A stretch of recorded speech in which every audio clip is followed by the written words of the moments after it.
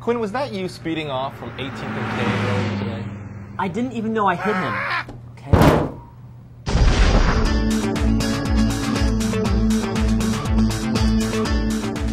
Welcome to Hotline TV. I'm Quinn McCord. And I'm John Mercurio. We've got a brand new Senate poll from the Granite States, so let's do another edition of Poll Dance. Or Poll Watch, whichever you'd prefer.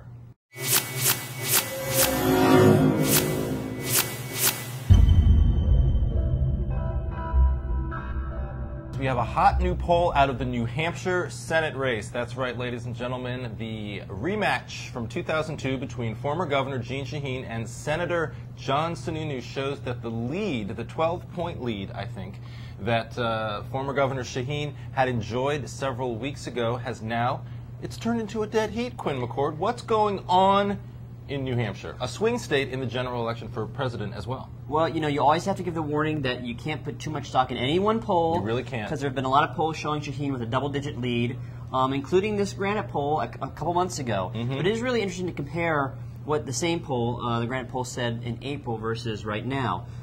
Because the same poll used to have McCain beating Obama, right? But now Obama's leading McCain. But at the same time, Sununu's doing better against Shaheen. So in other words, the Democrats can't claim that this is a case in which the pollsters oversampled Republicans, because in fact it does show a trend towards the Democratic presidential candidate. Perhaps, and one thing that could be interesting is I looked at the crosstabs for both these polls. Really? Yes. Tell us what those crosstabs say. Well, one says that in part Obama's doing better because in April he was tied with John McCain among women. Interesting. Now he leads among women by about 20 points. Now in April, of course, he was still fighting with Hillary Clinton in the middle of a primary. Exactly. Right. But I'm just here to provide context. And you do a great job with that. Thank you. Thank you. And here's some more context. Go. In April, Sununu and Shaheen were tied among men.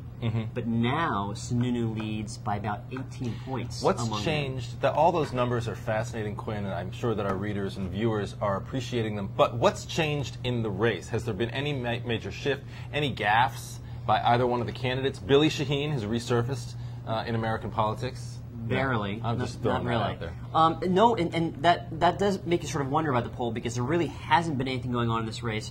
Shaheen has run some ads. Sununu is still stockpiling money. He's not run any ads. So it's safe to say there's nothing really that Sununu is doing to push up his numbers.